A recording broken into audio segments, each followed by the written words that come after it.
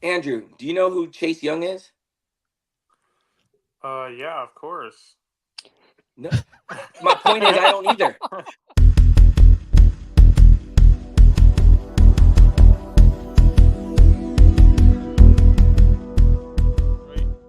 Before I said that Cade Cunningham would never be an All-Star, and I just wanted to double down on that. Oh, I just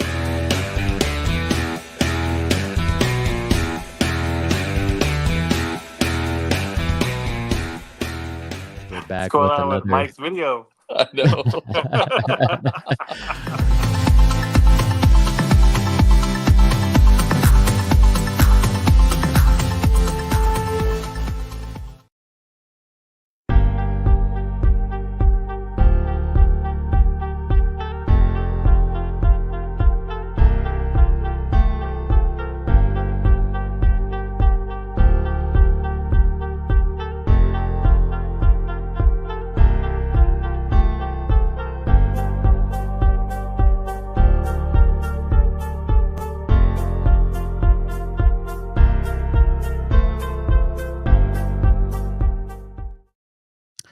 The NBA trade deadline and the All-Star game weekend.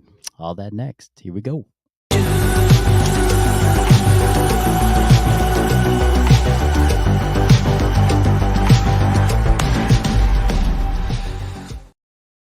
What up, Jam Squad? Welcome everybody. My name is Michael. I'm your host. I'm actually here with John. We'll be joined with Drew and hopefully Mike later if he gets home quick enough. Yo, what's going on? What up? What's cracking? How we doing? Not too bad, man. Doing a little Good. transition here from the NFL to NBA. Should be a fun fun episode today. Let's see. Let me get into some of this here. Let's zoom back out. For those that don't know, the NBA All-Star Game was this last weekend. The NBA actually went back to the East versus West platform, right? Where before they were doing captains and they got to pick, kind of like pickup ball. I got you first. Got first pick. What in the world? They went back to the East versus West. East ended up winning 211. You didn't hear me stutter on that. That was 211 points. 211 against the West's 186 points. That was wild, dude. That's so wild. Like, where is the defense in these All-Star games? Basically non-existent. Yeah, I know. Did you get to catch any of the game at all? So I got a little bit of it. I just think it's so interesting because, like you said, defense is non-existent. I remember, and I probably saw it the other day. I was watching a Kobe clip, and Kobe against Jordan. I think that was 98. I might be wrong, but he's out there talking crap to him. He's playing as hard as he can. Jordan and him going back and forth battling, and that was great. And throughout the years, I think at least up until about 2010, 2012, it still felt like the All-Star game meant something. And I think from 2000, let's call it 13, up until now, it's lost a lot of luster. And I think that's a little sad to me because when these scores are this high, like you said, no one's playing defense. I'm not really sure what they're playing for. We had did Embiid bow out the last second, and then he had a replacement for him, did he not? I believe so. Yeah, I think so. It's either he got hurt and had to bow out, something to that effect, or for whatever reason he had to bow out, right? Yeah, but I don't know. It just not the same as it used to be. So obviously it's cool to get all the stars there. I was watching some clips where the stars made it kind of for the fans, which was cool, and I like the fan interaction. But just not the way it used to be, man. No, definitely not. I mean, that was the same with the NFL, though. Nobody's playing True. defense. Nobody's necessarily, especially up front or in the trenches, nobody's actually given 100% effort or even 75% effort. It's like I'm going to get in my stance to then get up. Okay. nobody's Yeah. actually going to the ground. We're just gonna wrap you up and like, we'll bear hug you till the whistle blows. Okay, cool. But it's starting to become that way with the NBA. So and the hard part is how do you fix that? Like, do you just start making even more skill challenge games like they have been? Because before it was only like the 3-point competition and the dunk contest. Yep. Now they have the skill challenge. Now they have and there was one skills game, and I believe it was just all outlet passes. I'm like, this is boring. Yeah. Why am I just watching you pass the ball through some random hoop? Like, this is Yeah. Yeah, I don't think that's the answer. I don't think you add more skill contests. What I would say is that maybe they incentivize it, and maybe it's a monetary incentivize to just make it, hey, keep the game under 100 points, right? First one to 100 gets 500,000, I don't know, $1 million, something like that. I think the right, NBA can right. afford it because I do think that while the actual All-Star game isn't, it's not as exciting, I think, as it used to be. I do think because of the skills assessments, there's more players that are out there. There's more players that are interacting with the fans. So I do think that they do bring more fans to whatever stadium they're going to. I do think people do watch it. I just think for it to be an exciting game again, you're gonna have to incentivize it somehow. Oh, definitely. There's got to be some kind of incentive, and who knows, what that incentive is. Like, most of these guys are making millions of dollars. Can you match something to I don't their know. paycheck? Probably not. But I mean, something's got to happen. Donald, huh? It said Donald. basketball without defense is boring, and I couldn't agree more. Like, Sure. it's hard to watch. Home court in the finals. Yeah, I think that, I mean, that could mean something. I agree with that. And I was thinking that actually right now, from an incentivizing standpoint, is maybe it's home court in the finals. Yeah, I don't know, but it makes sense. it And then does if you make do sense. the East versus West, yeah, like you couldn't do that during pickleball, but if it's East versus West, home court makes sense. Why not? Why not? It would make you play, give it a little bit more edge. Did you get to see the LED court basically that they ended up playing on for the skills challenge? Was that the lime green one? I Oh saw yeah. a lime green section of it. So That that was a lime pretty green cool contest. court, basically it was like a gigantic TV screen, right? And that they Sure. could play on. And why, like, I get that it was sponsored by Starry, but dude, that lime green had to be super distracting trying to shoot Yeah. 3-pointers. Like, obviously it didn't mess Onyescu or any of them up, but I just don't know if the glare is different coming from below you than it is coming from above. Because not very many people have played under big lights, right? So Sure. when you're under a bigger stage, the more lights you have. It's definitely different in football than it is in basketball, because most of the lights in basketball are just overhead. They're not shining Sure. from the corner, so you're not having to look up at a ball that's like could possibly be in a blinding spot. But I don't know. Was it the same type of court that they had during the in-game tournament? Like, how the No, in-game tournament, there was it was all red. No, it was different court, different type of it court.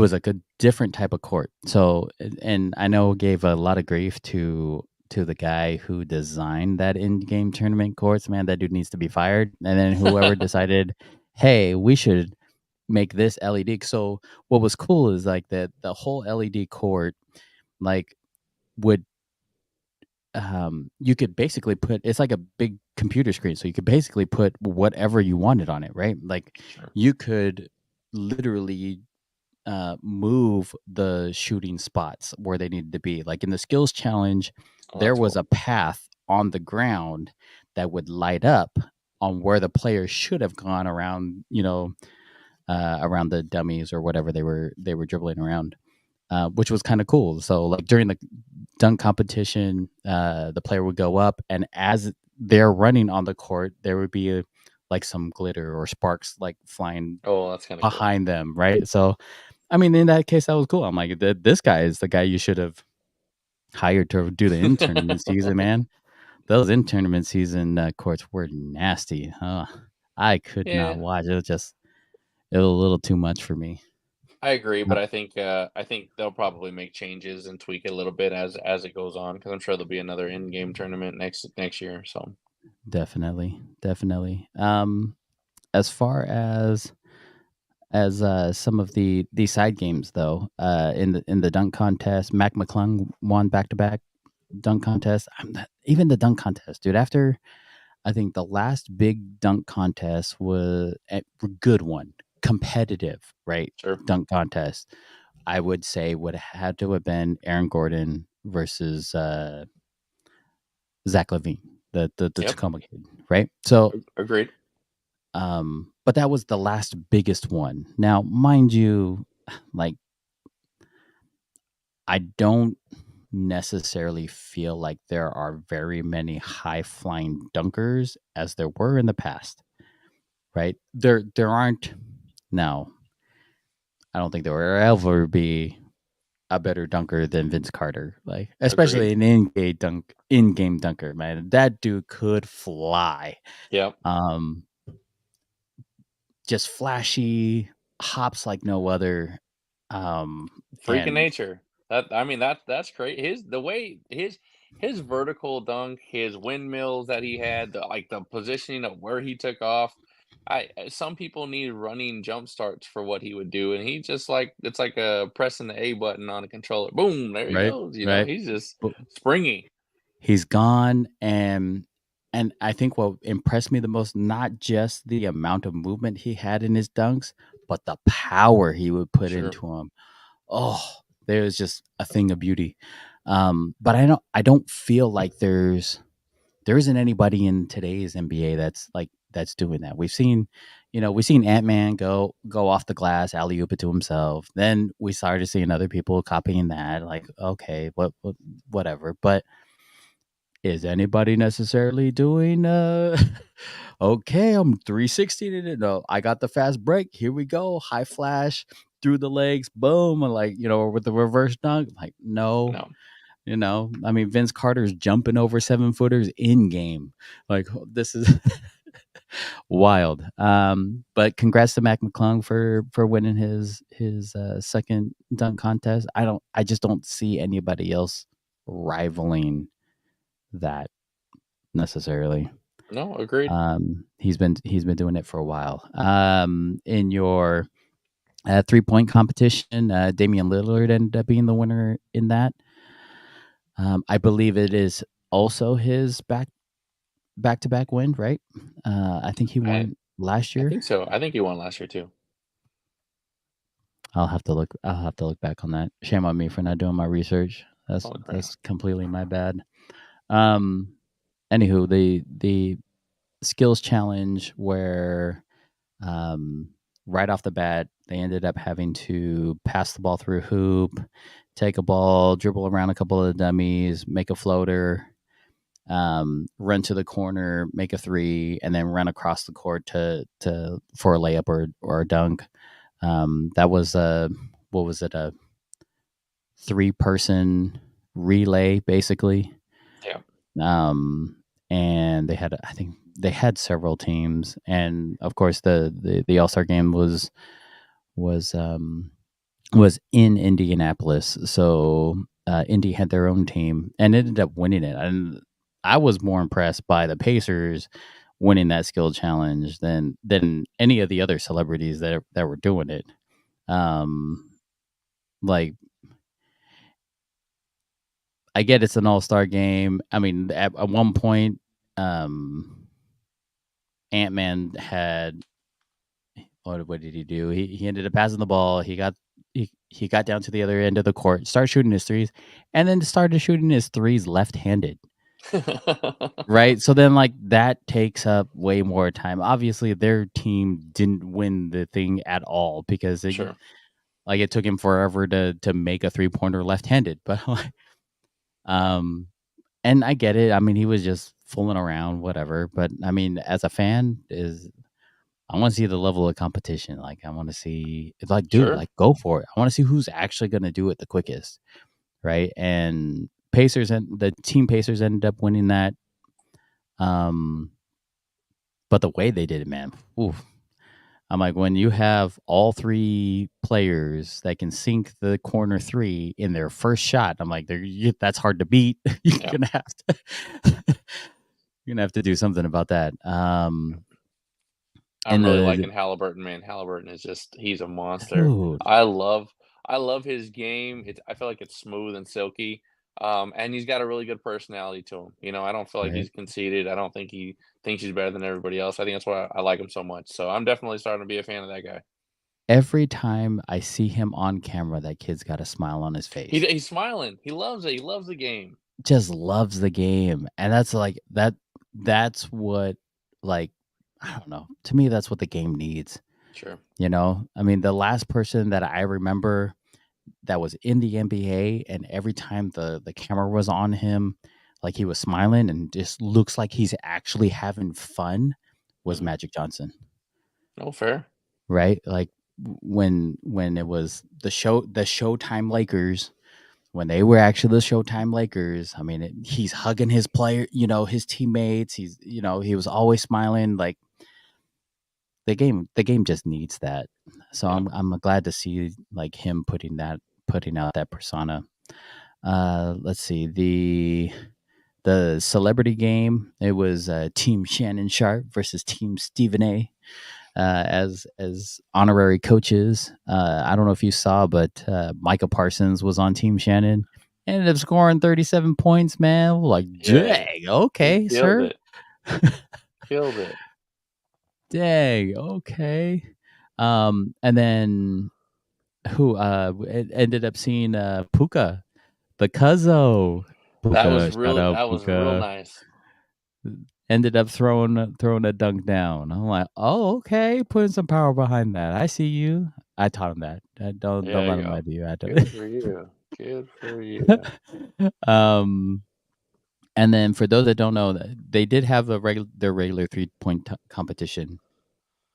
They also had a 3-point competition between Steph Curry and Sabrina Ionescu, and Ionescu is just a monster. So she is actually, and I'm going to throw this up here on the screen. She is actually the first WNBA player or woman at all to shoot in a 3-point competition on an NBA All-Star weekend. And she goes out there, and this is the video of her doing it. She goes out there and scores 26 points. And for those that don't know, man, 26 points in a 3-point competition at the NBA line is tough to do. Tiresome. Oh, if you yeah. ever have done it, it is tiresome. But that shot is just a stroke of beauty. Coming from a coaching standpoint, man, that's what you want to see in your shooter. Beautiful follow through. I mean, there is no question why she is one of the sharpshooters in the WNBA.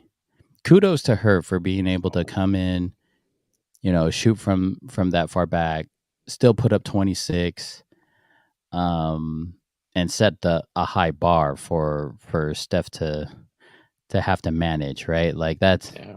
Agreed. And you can see like Steph right there. Let me scroll back just a little bit. You can see Steph right there, even more. Oh, well, then I'm playing. Oh, there we go.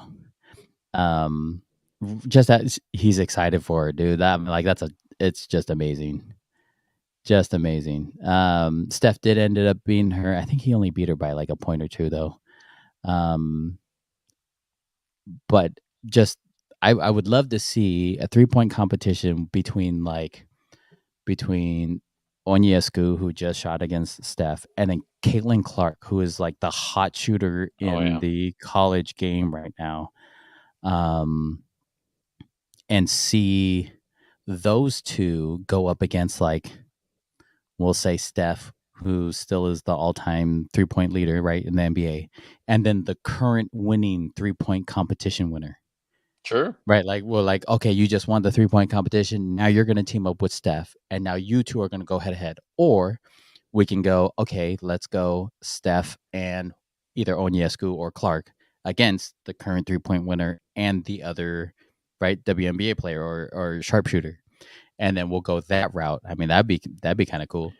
I think it would be neat to maybe do something like that, and then have like a man-woman team against another one playing horse, like the two best teams to play horse against each other, because Caitlin Clark can shoot from the half court line, basically, right? The logo, she's got the logo three. And so can Curry, right? So I mean, if they're playing against somebody else trying to hit that'd be pretty neat. So I think it'd be cool to play a little game of horse. That might be a fun contest to watch. It's the old McDonald's commercial, right? With Jordan. Oh, is it Jordan? Bird. Jordan and Bird. Jordan Bird. With Jordan and Bird off the backboard, off the roof, off the wall, nothing but net. Nothing but over net. the McDonald's, and we are joined by Drew. Big Drew. Big Drew. Say what's up, Uncle Drew.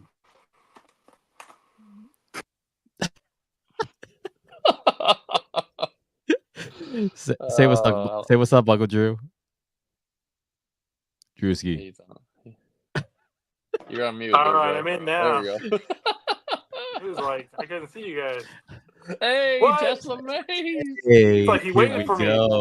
Let's go. It's like he waited for And me. now we are jam packed, boys. My bad, guys. My bad. It's Oh, all you're good. good. It is all good.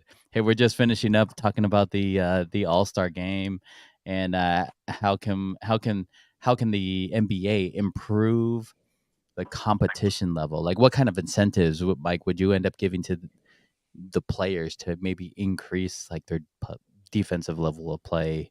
I don't know. You can't even call it an all-star game, man. It's not even a game out there. They're just It's messing just a around. shoot around. That's all it is. I do think if it was a little bit closer, it would have been a little bit more competitive, at least towards the end. But yeah, I mean, I don't know, man. That was not fun. I'll be honest. Like the weekend was kind of cool. Some of the little twists they did was cool, but the game itself was like, I don't know. Yeah. Like, I mean, the players don't take it seriously enough, and so it's. We lose him? He's stuck. Yeah, wait, hold on. But definitely, I didn't enjoy the game itself, so I don't know. It's all good. So, just Am I from good? Yeah, you're good now. Just from a leadership standpoint, to me, it's not. I mean, there's the players there's leaders from in the player side, but there's also leaders. Adam Silver and the owners. To me, none of them care, because if some of them cared, they'd start doing something about it. They have all the power to make changes. I know there's like a players union. They have to work with the union, all that. It's complicated. It's not always easy, but as a leader, you want to make things better. And if you're hearing from your fan base, like, this is terrible and boring, and every respected newscaster is saying the same thing. If you go on Twitter right now and look up anything NBA All-Star Weekend, it's like, how do we fix this? How do we fix this? Or it's unfixable. There's articles, like, this is this consensus, this feeling. And maybe right now it's not hurting them like revenue-wise, and maybe that's why they're not acting. But eventually, as excitement wanes for this kind of event, and people care less and less about it, and the viewership gets lower and lower, then you're going to have to do something about it. So they need to get ahead of it and start making some changes. So as a leader, I mean, if I'm Adam Silver, I'm meeting with all the biggest names, and I'm saying, look, we have to make this a real game. Have some pride. Will you do it? And commit them. If they won't do it that way, then you have to start working on some incentives, or just get rid of the game completely. It becomes an honorary title. You were selected as an all-star, but there's no game because you guys don't care about it, so we're not going to even do it. Oh, You know I what I like mean? that, Like, man. I like Ooh. that, Drew. That's nice. like what Ooh. else can you do? Like, if you're not gonna play, just don't even have the game. And you know what? Maybe just get rid of the title altogether and be like, sorry, you guys don't even try in the All-Star game. You're not all-stars. You don't even care. So if you're not like, you know what I Ooh, mean? Like, I like this, you Drew. gotta This is you a gotta good come Drew. out and start making it. If you really, really want to save this thing, then you need to start talking and make a difference. I heard Otherwise, a USA versus the world thing. I mean, you may get a little bit more pride and competition in Ooh, I like that. some national, Ooh. I mean, I know it's not Olympics and stuff, but I think you'll have a little bit more competition and pride, at least for the majority of the game. I mean, Yeah. it's such a world game now, right? So it's not like USA is just simply going to dominate, right? Or maybe do break it up into countries, little mini Olympic thing. I don't know if you could get enough players for that, but definitely you had. I mean, Shea Gilchrist is from Canada. You just say USA versus the world, right? Don't even break it up into Europe, Yeah. right, and anything like that. I I'll think you tell could do you something like this: that. USA's in trouble if that's what they do, man. You got Shea, Doncic, Shea, Joker, Doncic. Luka, Joker. Yeah. Oh man, that'd be Jokic. I mean, tough. it's a lot of Yikes. guys. But there'd be a lot of It'd pride, be a right? tough Like game. there'd be a lot of Sure. hey, let's actually play this game and win, right? And Yeah. I think that'd be kind of cool to see. Well, The other thing, And the other thing I maybe even see is don't even do the East versus West. Let like the main guy draft him. So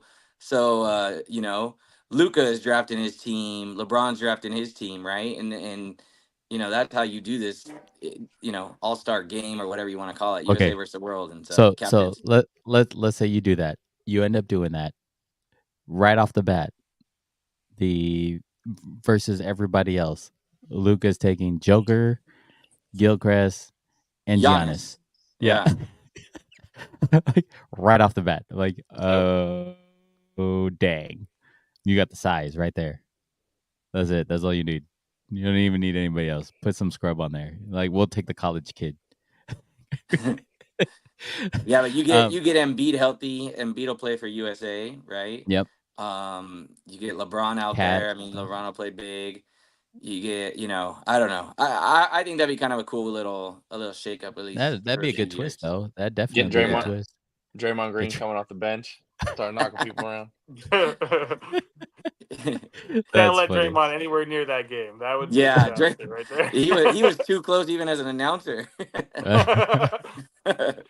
know what though?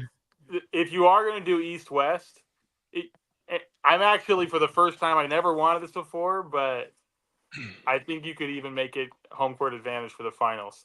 Now, I agree. hear me out. The coaches for both of these teams are coaching the first seed in their conference, right? So they know these coaches are like, I need to win this game. So I'm going to play the guys that want it, that really care about this game, Sure. And the players that are in there, not all of them, but some of them are vying to go to the finals, Out there, Doncic, LeBron, Anthony Davis, those guys want to go to the finals. They're planning on it. That's their whole point of their season. So there's some other people that, long shots that made the All-Star, but they might not care as much. But as a coach, you're the first seed. You're going to go to the finals. You're going to start playing the guys that really going to make a difference and actually going to try in that game. I was watching old clips, and I was like, man, I wish we still had this. There's some really good All-Star games back in the day where, yeah.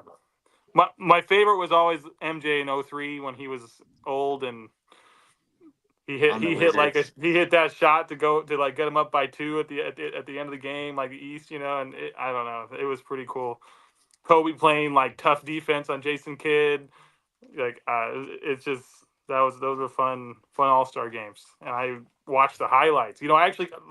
There's no way I'm watching a highlight of any of this thing. I looked at the stats and I was like, Karl Anthony Towns scored 50 points. Like, I didn't even what's going on out there? No one even talked about it. Like, who cares? Like, Well, okay, but let me ask you guys, like, I mean, isn't scoring up in general in the league right now? So, like, the bigger issue may not be just the All-Star game. The bigger issue means the lack of defense that these kids are playing now. I mean, you're getting players on a Booker on a losing side getting 60 something points, right? Yeah, Like, I mean, is that what the it's NBA is wild. now? That's what I'm saying. Like, is this what the NBA is? Like, do they even know what defense is? Like, it's I don't know. I'm a little bit concerned just in general for the NBA because you're not really getting a good game at times. You're for me, until the playoffs. yeah, for me, the NBA's always gone through like shifts where for like in the 60s they scored tons of points. That's the reason why Will Chamberlain has all the records. His teams were scoring 140 points, 120 points easily in a game. Then it kind of shifts to a more defensive game. The 90s, late 80s, Bad Boy Pistons, the Spurs, and then the Detroit Pistons again in the early 2000s. I mean, there was final games that were like 85-75, and you're like, they only scored 75 points in the finals game. This is one of the best teams in the NBA. So the NBA has always gone through shifts, I think, of scoring more points, and they tweak the rules.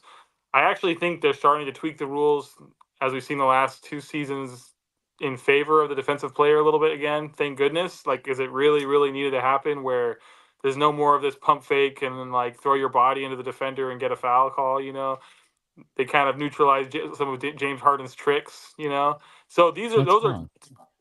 You to don't me like that's my positive swipe through, moves. man? This is Yeah, the just swipe through. Yeah, Wait, it's the true. move You're I just did on playing John a defense. couple weeks ago, that one. I was. John who? Who's this? This John is you're my talking shooting. about? Like, what do you mean? This is how I shoot. I hate How I guarding you, Mike. shoot. I'll tell you that all the time. I hate guarding you. So I mean, like, I think the NBA hopefully will move in that right direction. I think they should consider extending the 3-point line to make it a lower percentage shot. All right. I know these guys So are doing it, but there's a lot of things. But hopefully the NBA like makes some changes, right, to get some better competition in there. Mike and I had a conversation yesterday where we were asked if if the what was it, Mike? If we could beat I don't want to say it. right here, Us if four, and us someone four else. and someone else could beat an NBA basketball team or a WNBA basketball team. So go ahead. Go ahead, I Andrew. want to hear. I want to hear you. I saw Yeah, your I want to face. hear your guys' takes on this because Mike and I went back and forth. So I want to hear. Go ahead, Drew. I'm gonna say hard no. Actually, Okay. no offense to us or you guys. Okay. So Now, are you talking about us right now, like pushing 40 or 40 years old, or are you talking about us in our 20s? Whoa, Like, that's a different question. keep our ages. But Yeah, we're like calm down. 25, bro. Jeez. And do we get Ray? Is Ray Okay, our we get. I think we got a chance if Ray's our fifth. He'll be Shout like out to Ray. hurt- Ray, what up, boy? So here's the question. You have, because you have 2 answers, right? One, could we be a WNBA team, like a WNBA team right now? And then 2, if not, then could we beat a college girls basketball team Well, not Iowa State. or Iowa? Iowa. Yeah. Oh, Iowa. Sorry. Well, so I don't Go know. ahead, Okay, if you with guys the with the men's ball.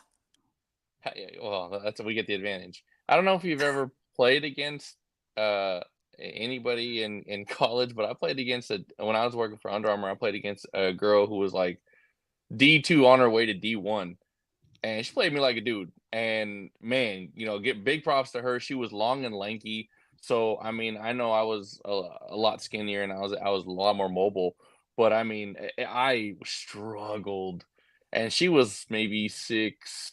What am I, 6'4"? She was like 6'6" or so.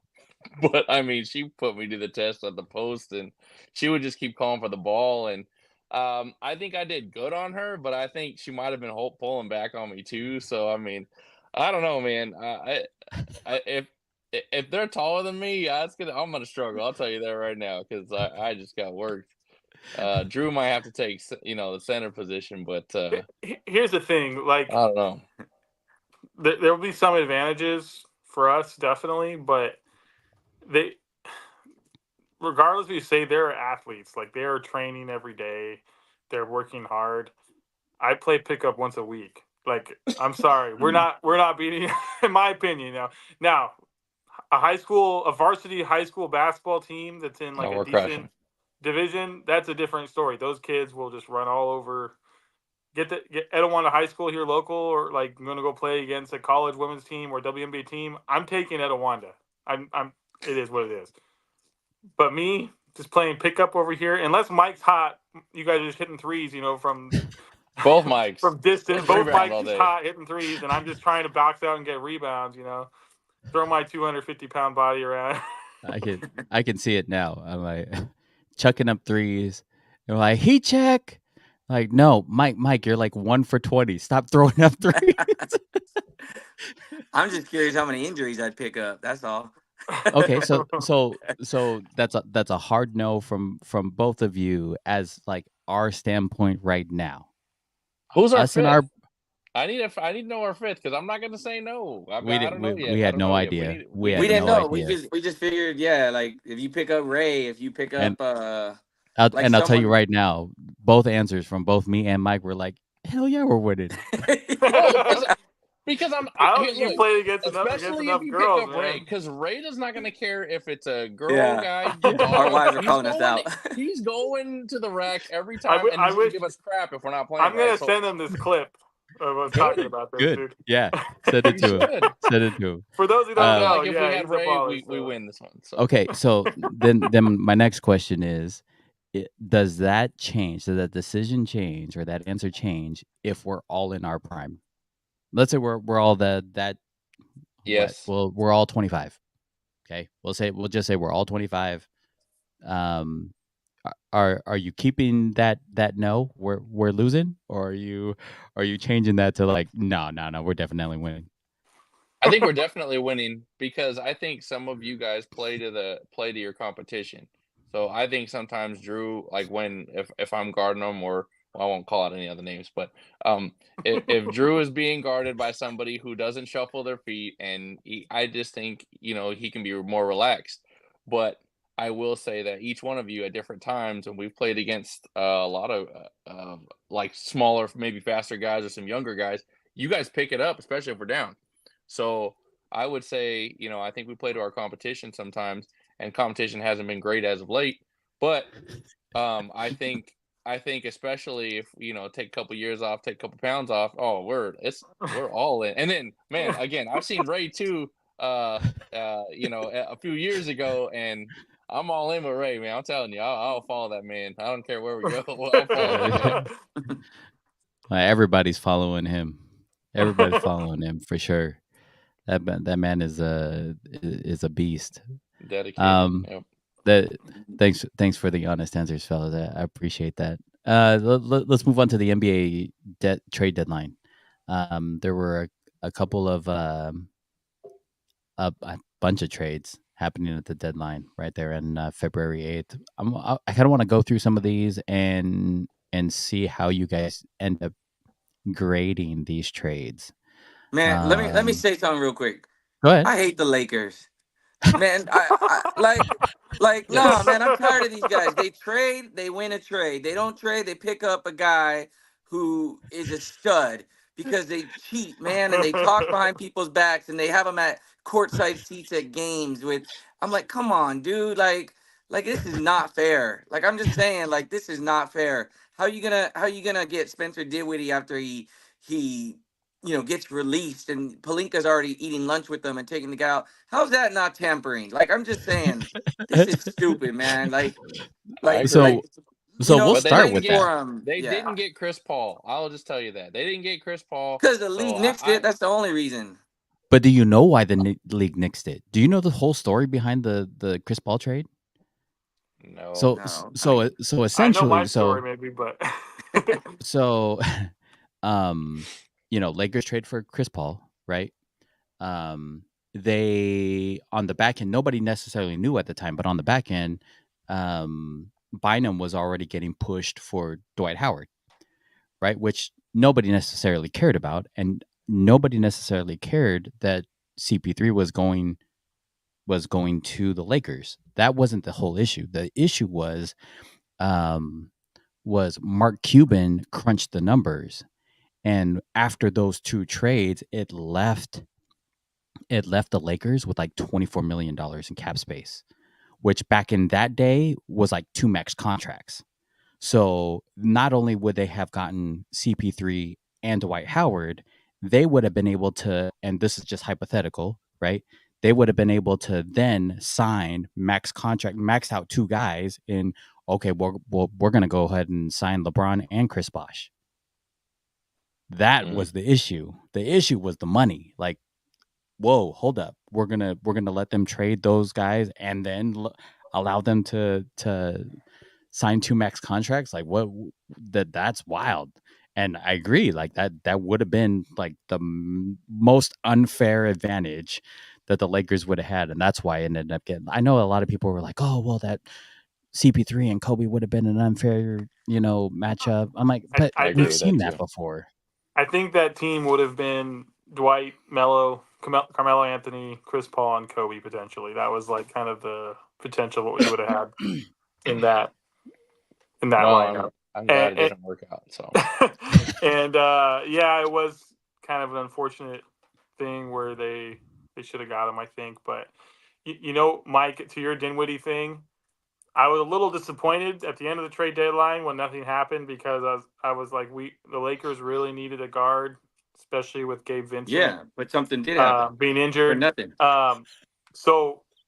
But Pelinka got a lot of flack early on when he was with the Lakers. But what he is good at is he knows every agent in the league. He knows every GM. He knows every major player. Because he was an agent. He was a super agent for so long. He represented Kobe.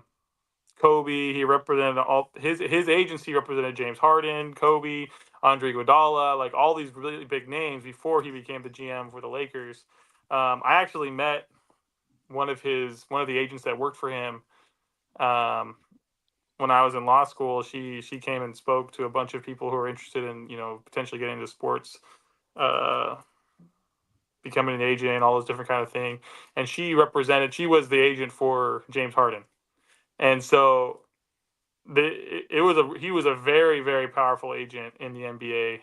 And that's how he got the job. So you said tampering, right? Is that what I heard? Because that's what I thought. Absolutely. I think he goes right to the line of where he's allowed to when it comes to tampering all the time. I think he's right on the line. And they have been fined before. They have been fined before because he crossed that line. So it's in a different life. It would have been Andrew Maguire. Show me the money. I actually met that guy, Lee Steinberg, the guy who that movie's based on. Mm-hmm. I went and met him. He came and spoke at my law school. Actually, he gave me a book and like signed it. And said he writes in there, "Show me the money" or whatever. Yeah, he's a pretty cool guy, but he represented almost every major NFL quarterback in the '90s. So, well, let's run through these trades.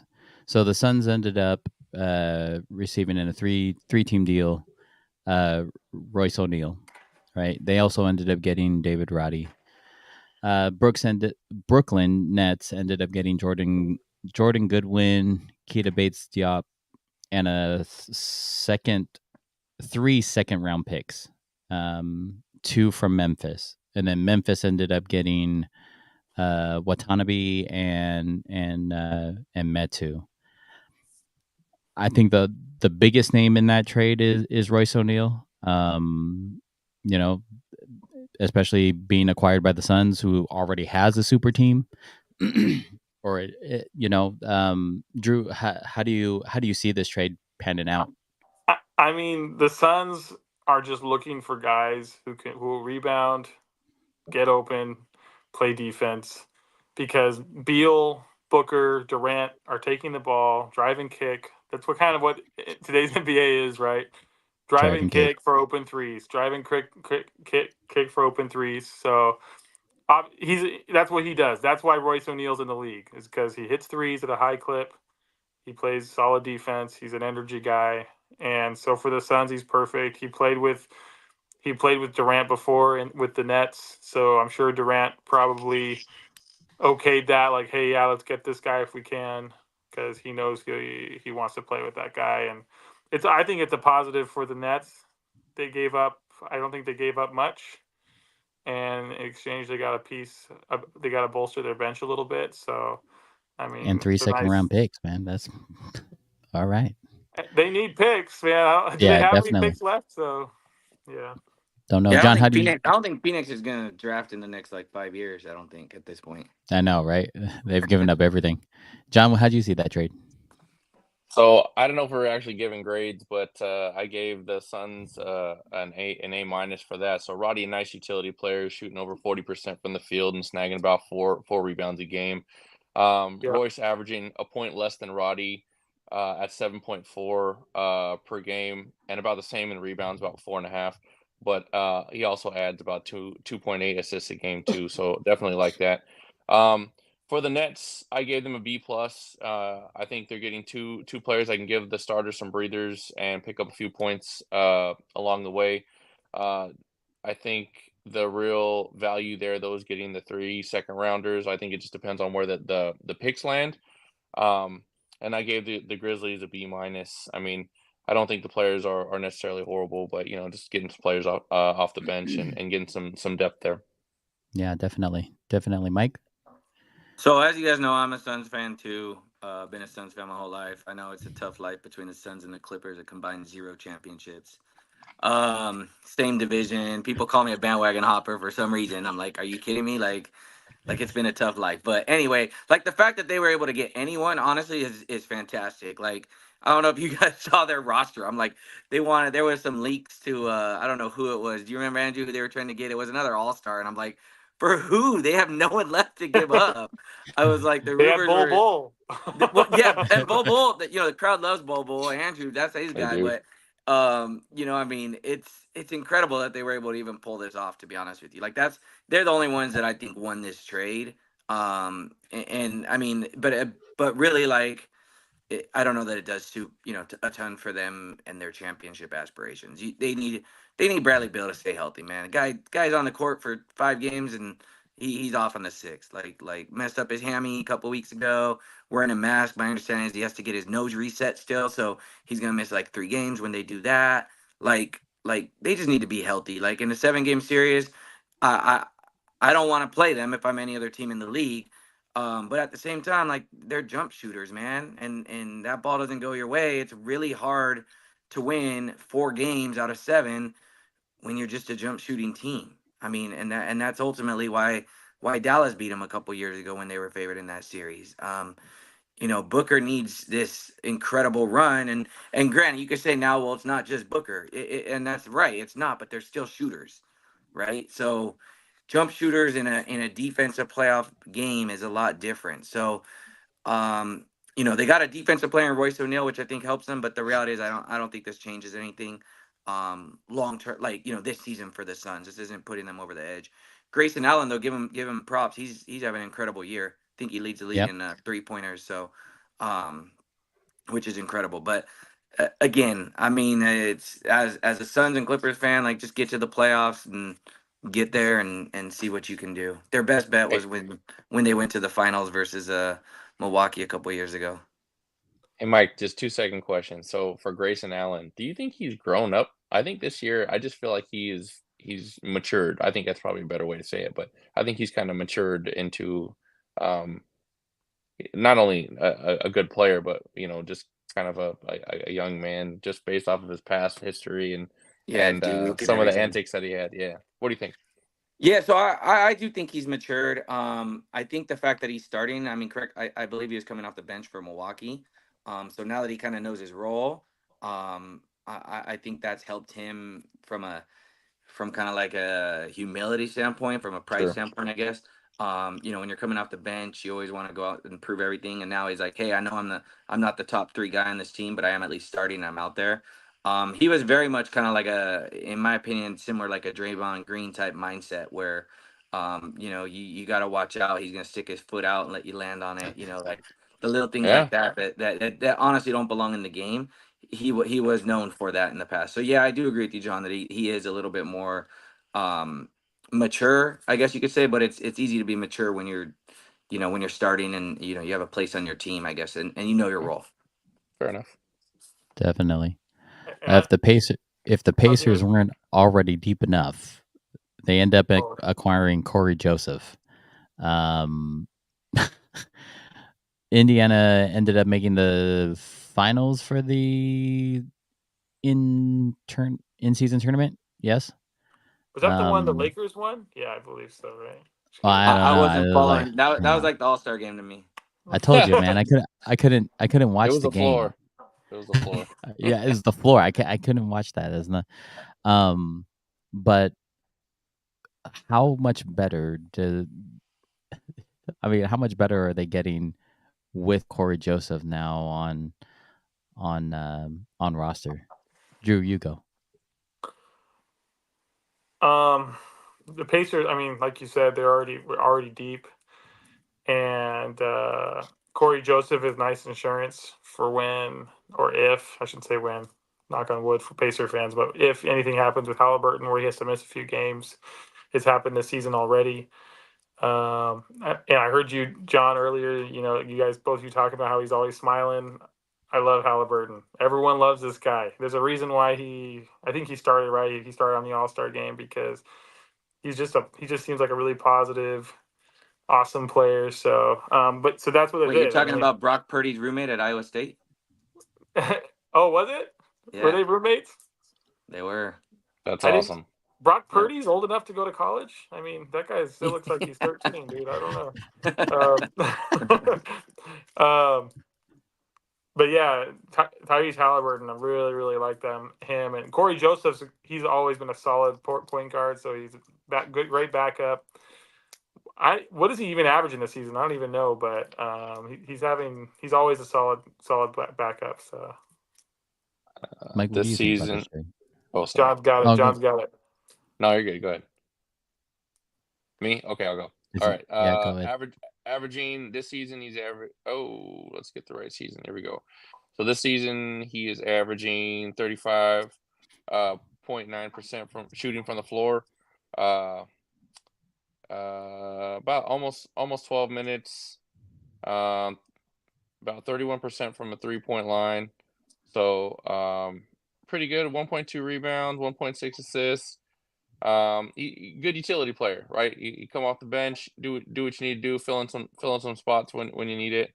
I think the Warriors getting the second round pick, I gave them a B for that because I don't think it's anything that they're losing, right? I think they need a different type of depth. So I didn't think they did bad there.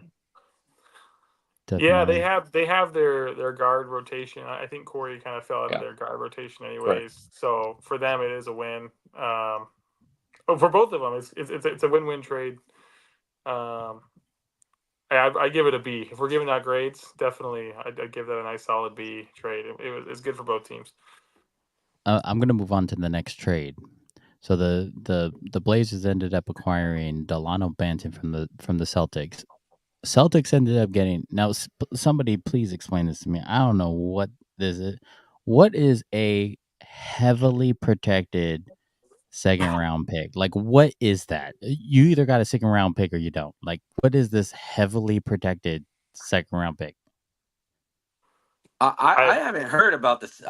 The heavily protected second rounds. It's always a first round, but we know how bad the Blazers are. So it is going to be a high pick. So I'd imagine it's deferred for a couple years out because it is heavily protected. But I mean, this is interesting because I don't think I've seen protected second rounds before. Right. Is it only like the last 10 picks of the second round or something? Like I honestly don't even know what that means.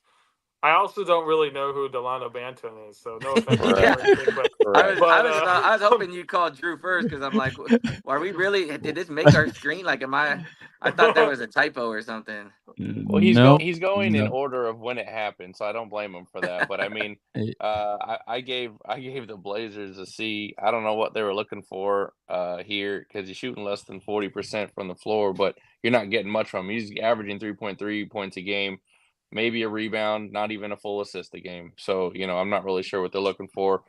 Defensive figures didn't really look that great either. So, The but enforcer, that's what they're looking for. I gave the Celtics.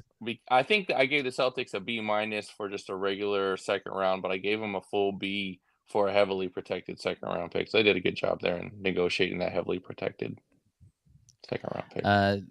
They did turn I around. believe Boston did turn around and end up getting Jaden Springer though.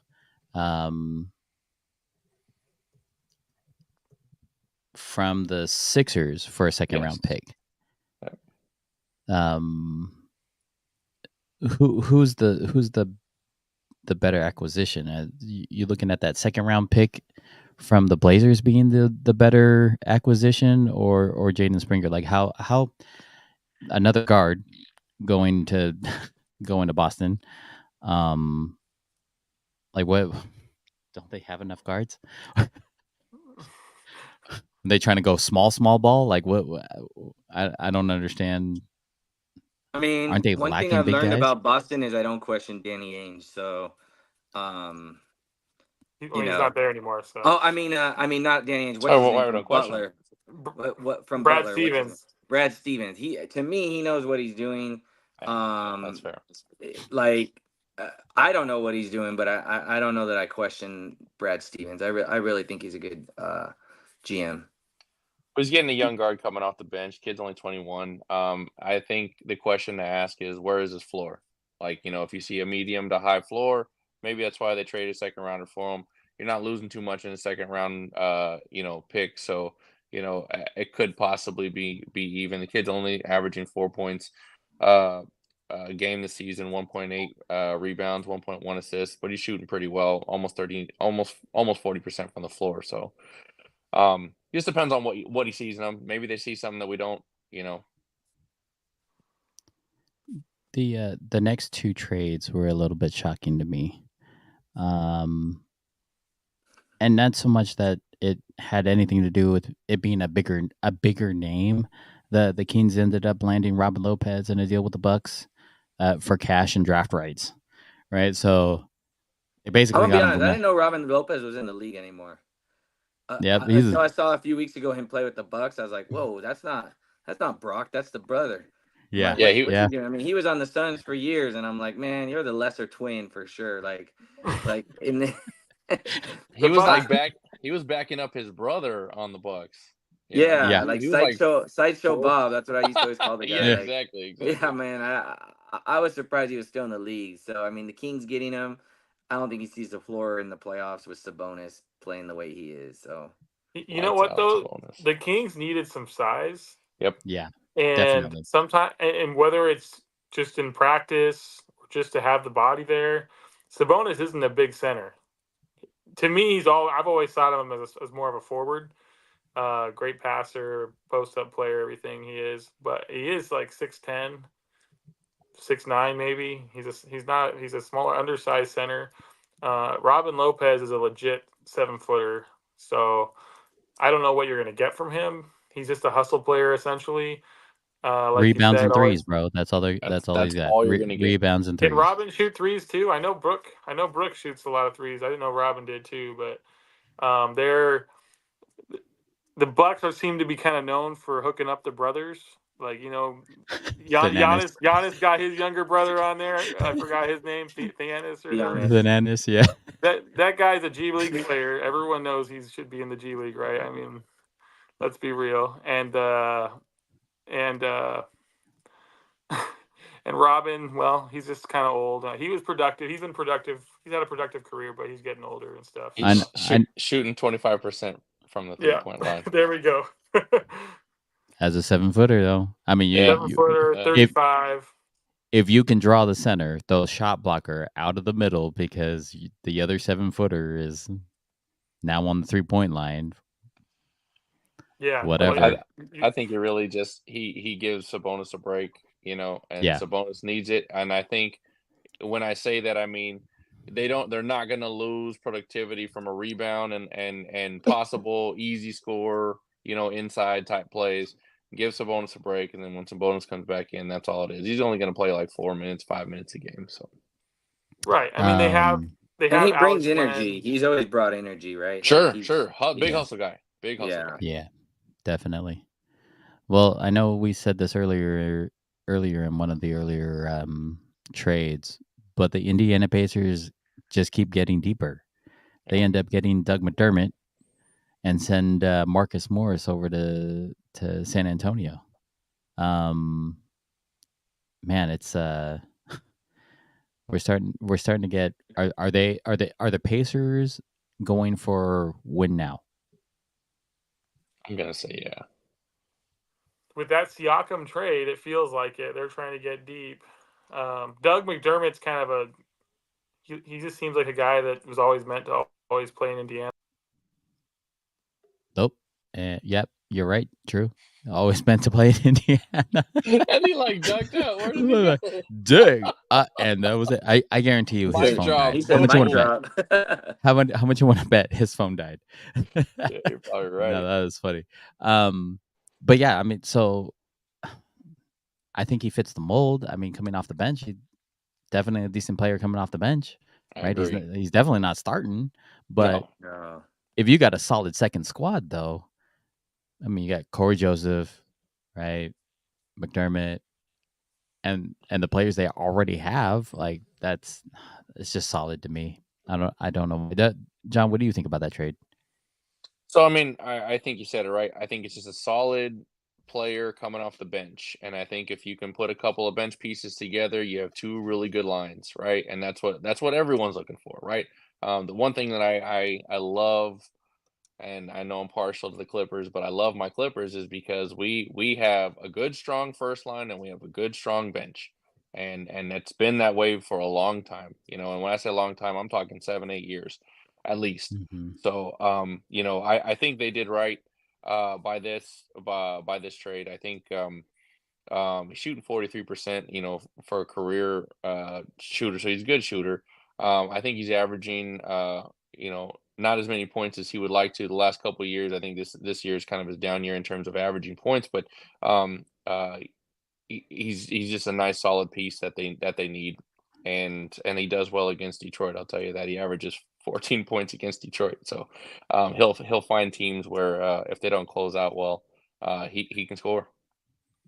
Mike, with the Pacers making these moves, do you feel like they'd be a tough matchup in the finals for the Clippers if they end up making it there? So I don't know that these moves. It's kind of weird to me. This NBA trade deadline, like a lot of teams, I feel like they made moves, but I don't feel like they were impactful moves, and I don't feel like they're really gonna have, like, Doug McDermott's not playing more than 5 minutes max in the NBA Finals a game, and so I look at a lot of these trades and I'm like, oh, they're just trying to get to the finish line, maybe add some depth so their stars can stay healthy and maintain a seed. But realistically, like, the playoff rotation is not that deep in the playoffs. It shouldn't be that deep in the playoffs, I guess I should say.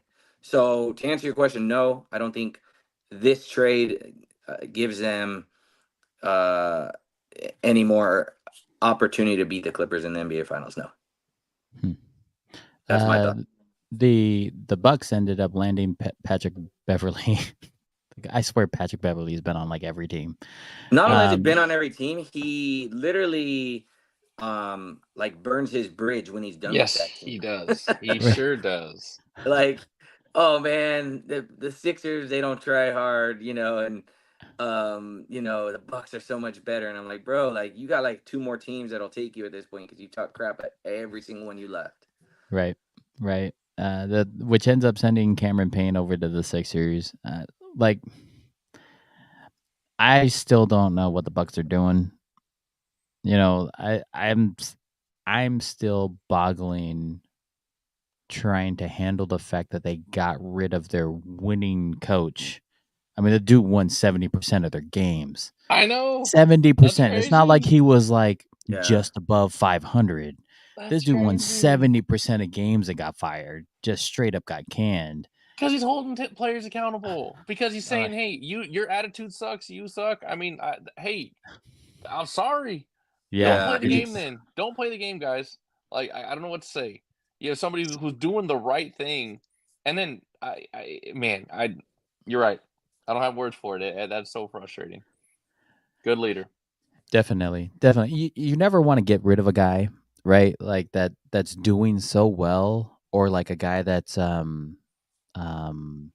like basically in the middle of a really good speech, and then his phone dies, and so then you got to bring him back. We were just talking about the Bucks landing Beverly. Hey yo. that was an amazing mic drop, Andrew. Like he belongs on the Pacers. Out. Gone. Boom. Leave it at that. See y'all later. Done deal. The Pacers are all in, man. They're all in. I don't think they win anything, but they're all in. We'll see what happens. I know they got some tough matchups out in the East, that's for sure. Yeah. I just don't think they're better than the Celtics or the Sixers or even the Knicks at this point. So Boston's always tough in the playoffs, for sure. For sure. They always tend to step it up and get a deep run into the playoffs. But I mean, who knows? We'll see, right? Like, let's see who else. The Mavericks ended up requiring PJ Washington from the Hornets. They ended up sending Grant Williams and Seth Curry over to the Hornets. Seth Curry is another one that's like the dude's been all over the place. I think outside of Patrick Beverly, Seth Curry doesn't burn any of those bridges. Right. And every team is like, yeah, we'll take Seth. 3-and-D, let's go. Yeah. Yep. I'll take Seth all day long. Well, D, I'm not so sure about D, but he can definitely shoot. He's one of the best shooters out there for sure. Hey, we're talking about today's NBA defense, bro. We're not talking Ben Wallace here. Like nobody is playing defense like Ben Wallace did. That's for dang sure. Seth is good. He pushes the pace. He shoots. He's a great shooter. Like good teammate for sure. He's an asset. I think this trade for what the Mavericks needed, I'm going to say this trade's an A. They need size and they need skill at the size because they have arguably two of the best guards in the NBA, Doncic and Kyrie, and they need more at other positions. Grant Williams didn't seem to really be doing much for them. I had high hopes. I was like, hey, he seems like a guy that could do something. All the Celtics fans just seem to be like, good riddance. Like, we don't need this guy. And I kind of see why now, you know. I've always kind of liked him, but as a player. But I think PJ Washington's a huge upgrade. So huge win for the Mavericks. And losing Seth, that sucks. But they have two guards that are going to play 35 minutes a game. They're not weak in the guard position. So you agree with that, John? Yeah, so I gave the Mavs an A. I thought it was a huge upgrade. So definitely like the move. Gave the Hornets a B+.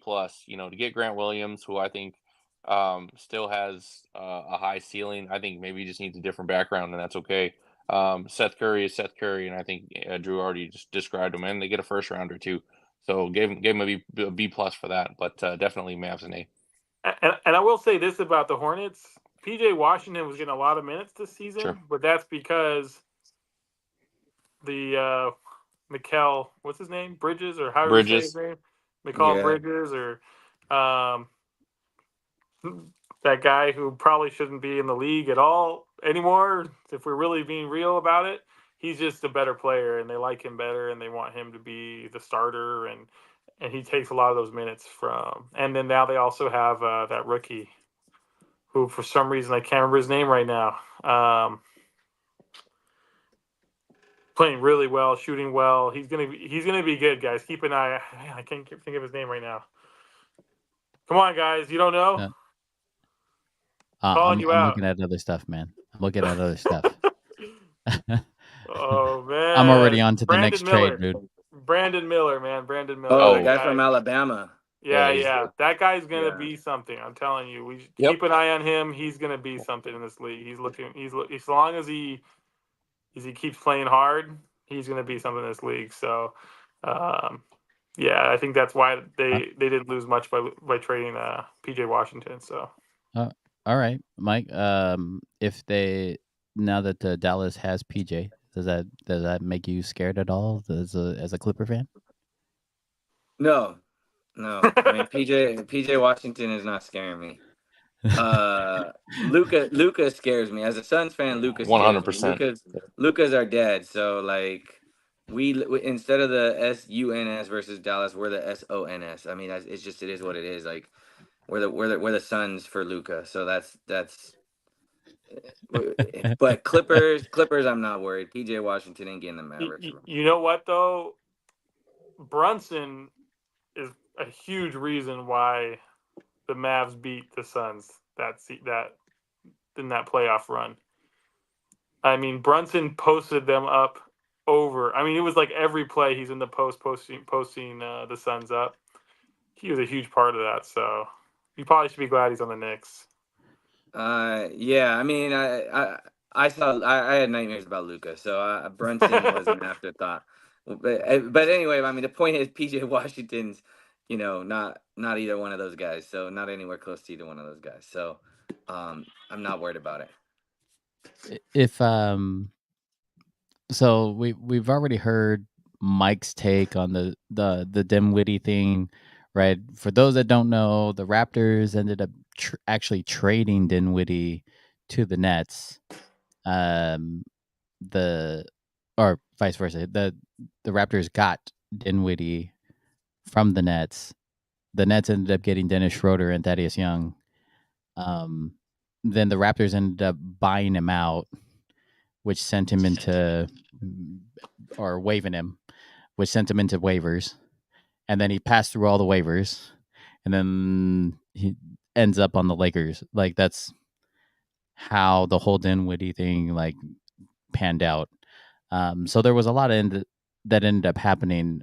Does Schroeder and Thaddeus Young make the Nets any better than they were? Nope. That's pretty unanimous. I love Both as a of you are Laker- shaking your head as- no. As a Laker fan, I love Schroeder. The first time he was there, I was nervous about them paying him a lot of money. When he came back, he was the most consistent guy in the fourth quarter, in my opinion. He needed to be in the game to close out our games in the playoffs and in the big games. He hit the free throws when it mattered. So I really, really like Schroeder, really high on him. But he's not like going to lead your team to do anything crazy good. Like he's a role player. And so the Nets right now need to find some star power, some people that are going to lead their team. So everything they do, it's not going to move the needle. Trades for Schroeder and Thaddeus Young aren't going to move the needle for them. So it is what it is. Let's move on to the next trade. This one was a little more impactful, at least in my mind.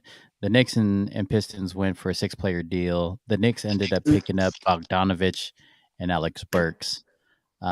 Pistons ended up getting like 4 players and 2 second-round picks. I think the biggest name out of that they got was Evan Fournier, but I mean, I think he's on the back end of his playing time. To the Knicks are coming out, man. Like, Brunson's playing well, and I know that they made this trade solely because of their injury problems. With Randall injured, they needed a big to come in, and I think that's where Bogdanovich is gonna be inserted right away. John, what do you like out of that trade? Like, how did you see that? So I feel like somehow the Knicks bullied the Pistons into taking all these players, right? And I don't know a better way to say that, but I'm like so proud of them, and I'm totally not a Knicks fan at all. But I'm like, you got rid of like 2 or 3 players that were not doing anything for you, and you got something great in return. And I felt like they threw the second round picks like candy bars, like, hey, but we got some Hershey's we could give you or something like that, right? Like, man, good for the Knicks. I love this trade for the Knicks. I think you said the right reasons as to why they traded for Bogdanovich for sure. But I think Alec Burks gives you a spark too. Definitely like the kid. So I gave the Knicks. I think I gave them an A minus. My computer died, so I don't know for sure. But I gave Detroit like a C minus D plus. I didn't think they did well in picking up these players, but I know that they have guard needs too. And so again, I'm really big on sometimes you have to trade players to see if you give them a different background, different team. Sometimes it gives them a spark and gets them going. But I didn't give them a high grade. So let me just jump in here. Yeah, go Evan ahead. Fournier is basically washed, man. Like he's in the league because he has a big contract, and I gotta don't think get he's done paid. anything since Utah, right? Like I think Yeah, he's been kind of. I couldn't. He wasn't getting playing time with the Knicks. Let's just put it that way. The Knicks definitely was a huge win for them. And Detroit, the only reason why this makes sense for them is they got some picks out of it, and Bogdan, however you say his name, I wish I was better at it. He's not in their timeline. He's already getting older. He's Yeah. a guy that Now. needs to be on a Wow. winning team now. He's not in their timeline anyways, and he's probably their highest paid player, if I'm not mistaken. So just trading him away, getting rid of some of that salary, taking on some of these guys that are probably in expiring contracts, and getting some picks. It's a win for Detroit. I mean, nothing big though. So they're second rounders. So I agree with John. It's kind of a C plus B range for Detroit. But for the Knicks, they added size and shooting. That's an A. They added size and shooting to a team that's getting deeper. Who I thought I was at first I was worried because they traded some of their depth to get OG and Anunoby, but not anymore. I mean, if I was any team in the East right now, I'd be nervous about the Knicks. So I'm gonna post this this comment real quick. Is that basketball? Who's basketball? Let's talk NBA draft and trade. Yeah, we'll do that next week, bro. NFL Love draft it. and trade, yeah. Love We'll, it. we'll do that. We'll do that next week. Don't worry. We had to take a break. There's a couple of guys on here that are still hurting from the Super Bowl, so we're trying to we're trying to won't take a name break them. from there real quick. I don't want to. Yeah, I don't even want to talk about it right now. Shout out to Super Sole, Ross. I see you. It's my cousin. So with I mean, obviously better trade for the Knicks, right? Like that definitely helps them on their end. Does that help them at all get past Boston? Mike, what do you think? Right now, Boston's the scariest team in the league. In the East, I guess I should say. I'm still worried about the Bucks. I think they're, I mean, I don't think that even Doc Rivers can mess up that too bad. I do. Yeah, well, Yeah. that's true. Not I mean, wrong. we trust us. We have experience with it, so we know. Yeah. But I don't know. I'm calling fool's gold still on the Knicks personally. I do not view them as a top. I don't view them as a big threat in the East. If you got Embiid back, I got them like 3 or 4 still personally. I'd almost say 4. I would put Philly with the healthy Embiid, Celtics and Milwaukee above the Knicks for me. So I think that's fair. I think most people will see the Knicks as the fourth team in the East. But I'm gonna go out based on some of the head scratching moves that the Bucks have made. I'm gonna put the Knicks at 3, be ahead of them, and only kind of vying for Sixers and Celtics area. I think the Bucks. I'm really worried about the Bucks. You both are putting the Knicks over the Pacers? Yes, Okay. putting the Knicks over the Pacers. What All right. seed are they right now? Where do they currently sit? I'll look that up. You keep going. I'd say Pacers are top 5 for sure, right in the East. They're going to be a top 5 seed. I think maybe record wise, because the Knicks are all injured right now. It sucks. The Knicks are going to end like Right. if they're they better be hopeful to get 6th right now because Randall's out, OG Anunoby's out. I think Mitchell's. I mean, they're missing most of their team right now. Most of the three of their starters are out. So the Knicks are going to struggle right now, and it's unfortunate because they were behind a really good run. So you really could good have team. Bucks. You could have Bucks Knicks second round as a 3-6. Yeah. Which actually, Easily. to you, you're saying is a better deal than them getting a 4 seed and having to play Boston second round, Ooh. or I- and then have to go potentially absolutely. 3-4. But do you think Boston crushes them? You think so? In a I don't know 7-game if- series, I- you don't think they I you don't don't- think they win 2, 3? 2, yeah, I don't maybe, know. but not 3. I I mean, don't know if right, Boston's going to crush them. right now, Knicks are in the 4th seed. Yeah. They are I seed would- number 4. I would For And now. Indy is Celtics- in 6 for now. Right. For now. So I think Indy will rise up, and I think Knicks are going to struggle because of all the injuries they've had. So, but do you think Philly will be in that top 4? Here's That's a an good interesting point. take. Super Soleil says the Phillies are cursed.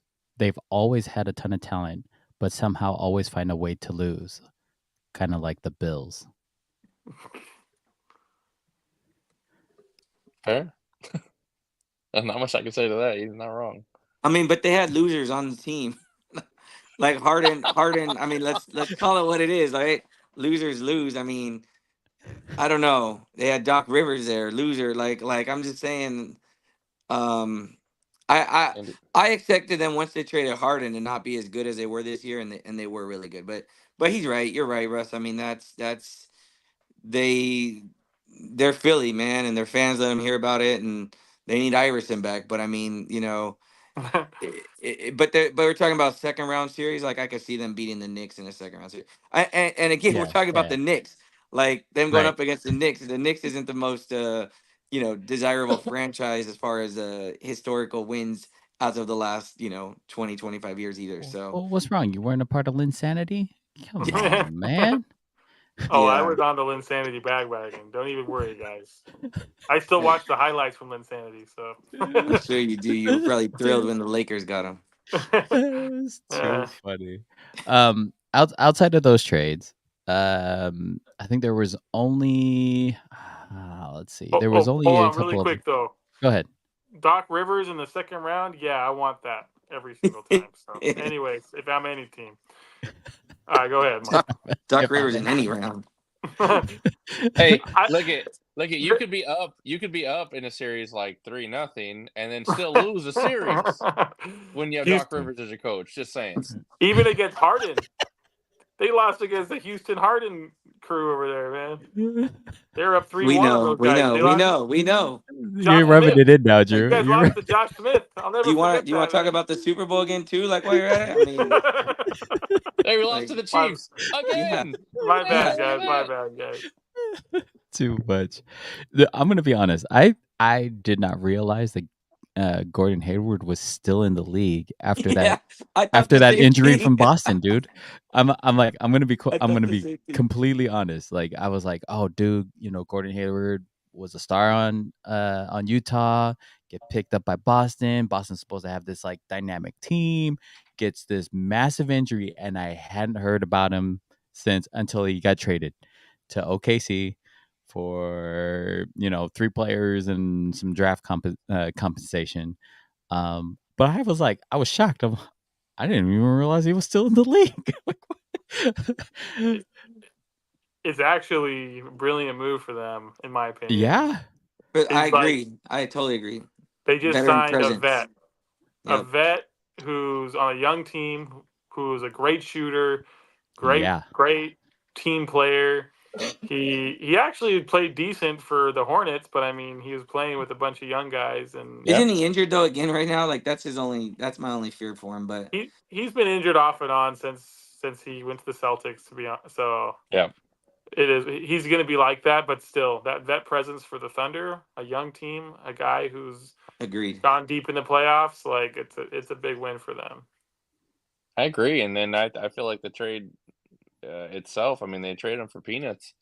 You know, all things considered, I don't know what the draft compensation is, but okay, let's say it's second and whatever. Like, okay, fine. I still think that's a win. You know, I mean, I think Oklahoma's got so many a big picks. one. We can't, yeah, yeah. Most of them are ours too, so you know, Yeah, good I know. for them. I hate Oklahoma. It's too funny. Being from Seattle, man. Yeah, Yeah, you don't Oklahoma, like Oklahoma either. we don't like Oklahoma either. We still give Durant props for walking around with a Seattle Supersonic hat. You know what I'm saying? Like, come on, they're the Sonics. They'll forever be the Sonics, and Seattle still needs a team. Hey, That you got a was hockey. one of the things. You got the Kraken. The Kraken. Oh yeah, that was a start. That was a start, and I'm glad they actually. Vegas is gonna get an NBA team before you Oh guys. my gosh, it's ridiculous, dude. I used to love going to the Sonic games. Not right, like it was Peyton, Sean Kemp, Detlef Sean Shrimp, Kemp. like Yep. yeah, Shrimp. yeah, like Yeah. that was the team we would go and watch. Like I wasn't even a Sonic fan, but I loved going to the Sonic games, right? Because it was always dynamic. It was always something. And then they took the basketball team out, and it was like, When Sean Kemp slam dunked the ball, like I just felt like every time he did it, he could take the rim with him. Like he was just so big and so strong. You know, like I think Vince Carter, I'm not gonna say this right, not like that he was a prettier Sean Kemp, but he was just real smooth and fluid, right? But just Sean oh Kemp yeah, was just this monster that could just dunk from anywhere. I mean, you know, he was like a baby Shaq. Like I was he gonna just say that. I was gonna say yeah. that. I think He was that's Shaq before Shaq. yeah. All I know is that if a team does go back to Seattle, I just hope they keep the Sonics name. I think that was a yeah, man, the keep the Supersonics. Sonics, keep it. That was cool. It was a cool team. Even when they had Ray Allen, it was fun. I remember that game. Kobe set the NBA 3-point record against them in their stadium, I think. So, yeah, it was good stuff. That stadium is where whack. Key Arena. That was such a whack stadium. At one point, you know, I had a boss who had season tickets, and he would always hand them out to us. Oh, you guys want to go to this game? And I remember going to, it was Sonics versus Mavericks, and so I'm like, oh yeah. He's like, here's 2 tickets. I'm like, cool. Go, and I pick up my brother. We're going down. I'm like, I don't even know where these tickets are, right? Like I didn't even look at them. So I'm like, I go pick them up because I had just gotten off work. Come on, let's go. We're gonna go to the game. So we get to the game, and I'm like, I'm trying to find the seat, and I'm like, oh shoot, okay, this section. Oh, we're down there. Okay, row 10. Wait, what? Row 10. Dude, we're like on the floor. Like, sweet. So That's we get in there, and mind you, I've told you guys how much I have a love-hate relationship with Seattle fans, like why I don't necessarily cheer for any of the Seattle teams. It's because they're such bandwagon, you know, type fans, fair weather fans, right? When they're doing, oh, that's my boy. When they suck, they're like, trade him, get him out of here. We don't want him. Well, I go to the game, and Dirk Nowitzki's there, and I'm like, oh, dude, like this guy's cool. Like this guy's massive. I want to see this guy play. Seattle's winning. Dallas comes back. Dallas ends up going, and Jason Terry, who's a Seattle guy, right, ends up hitting a dagger three-pointer. And the only 2 people that stood up and cheered were me and my brother. Like, yeah. And then we realized how much closer we were in the front. We went and sat down, and the guys in front of us were like, their kid was like, Dad, how come they cheered when they made that 3? And he's like, oh, because some people just don't like cheering for the hometown squad, blah, blah, blah, blah. And I'm like, okay, like we just want to see a good game. We don't care. Come That's funny. on. That's funny. Ross said that sounds a lot like Utah Jazz fans. Very very fair weather. I could see that. I could see that. Um, any other trades, you guys, that stood out for you before we sign off? No. Any of the ones that scared you at all? I don't think so. I mean, There were some big names that were thrown around, and to be honest, I was kind of surprised at the lack of any you know good player getting traded. I don't know. Like I said, I don't think needles move too much with a lot of these trades. I Yeah, think they were slight I'll give you movements. Yeah. So the only other one that I don't know, maybe I missed it when we were talking about it, but Buddy Hield going to the 76ers. Oh yeah, that's when your mic dropped. That's when my mic dropped. I'm just kidding. Yeah. No. It was a good smart. Getting more shooters around Embiid, that's going to help them. When does Embiid come back? He won't get that. Jeez. You all right? You all right there? That was Yeah, his mic just drop dropping right things falling out of my pockets, and I went to pick it up and dropped it again. So I'm not sure when he comes back. Actually, I was disappointed. There's all these things saying he might not be eligible for the MVP. We can talk about that on a different episode, the whole 65 game minimum thing. But yeah, he's having an amazing season. So yeah, but he's missing enough to where it will probably affect their standings at the end of this. So Anthony That's Davis crazy. is going to win Defensive Player of the Year.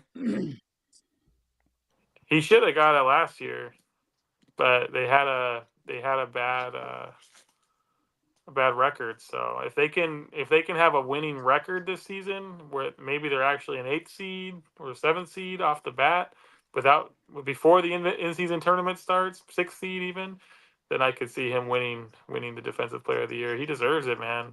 They gave it to last year. He wasn't an all-star either. They gave it to Jaren Jackson, and he was like better in every way.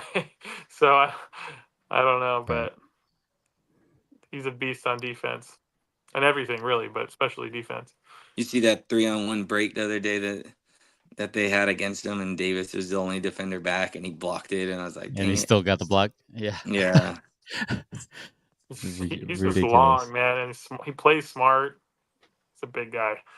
Stayed in And the he's passing got lane. LeBron. He's got LeBron lobbying for him, so it's gonna happen. That's true. Definitely helps. Definitely helps when you have the baby goat. The baby goat, who I blame him for ruining the All-Star game. So I don't know. Ridiculous. Absolutely ridiculous. I think. For What those do you of guys you- think about like the commissioner just picking people to do the slam dunk contest? Like, I don't know. Okay, so outside of Like outside it's of ridiculous McClung, that LeBron's never been in it. Like, let's just call it what it is. Have you seen his high school slam dunk contest with LeBron? No, did he not do well? He won it, but he's not a flashy dunker. He's a power dunker. Like he's not a It guy. doesn't who's matter. crazy things. That's why, honestly, like as much as I like the guy, like he can't ever be the GOAT. Like you didn't do a dunk contest, bro. Like I'm sorry. You didn't Jordan jump over did, Akita Kobe- or anything. Yeah, like Blake Griffin did. You can't say. I mean, I don't know if participating in do. a dunk contest is a hey, criteria. I just told man. you. No one brings it up, but it needs to be brought up. Jordan won it and LeBron didn't, so there it is. LeBron's never won a 3-point contest either. I mean, he sucks. no skills challenge. Come on, man. Come on. No, You guys, but now you're understanding. we are used to seeing the greats. They all kind of used to take their turn in the dunk contest. Jordan, Kobe, all these greats, they all kind of took their turn in it, and all these superstars went away from it. They don't want to be out there in this dunk contest. I mean, Jaylen Brown, he was probably the biggest name in that dunk contest, and they let him go to the little final matchup, but he wasn't great. So he didn't. He's a great dunker, especially in game. Jaylen Brown has done some amazing dunks and everything, but he didn't do anything crazy special in the dunk contest. So Yeah. I think that's what they're nervous I was about. talking- They don't want to look bad. So what's the win? What I was it's like talking a to John lose-lose. about that earlier. There's just Yeah. there's just not as many flashy dunkers in the NBA as there used to be. I mean, Yeah. there were way more flashy dunkers in the past than there have been now. Because they're Like, all shooting threes and Yeah. celebrating rather than Yeah. dunking the ball, pounding the Ice, ground, and ice playing in their defense. veins. Yeah, like it's the whole Steph Curry, Trae Young effect, man. Don't say Trey Young with Steph Curry, dude. Come on. They're the same guy. They're the same guy. Come on, man. No, don't do that. For those of you that are still with us, make sure you subscribe to us on YouTube at Jam Pack Podcast. Click on that notification button so that you can view us live. We are live every Monday at 9 p.m.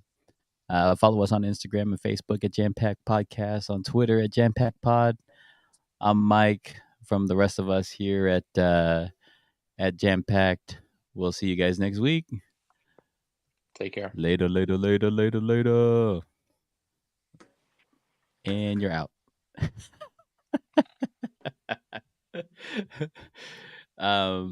Yeah. You ready for it now? You ready for it to go offline? Are you guys sure?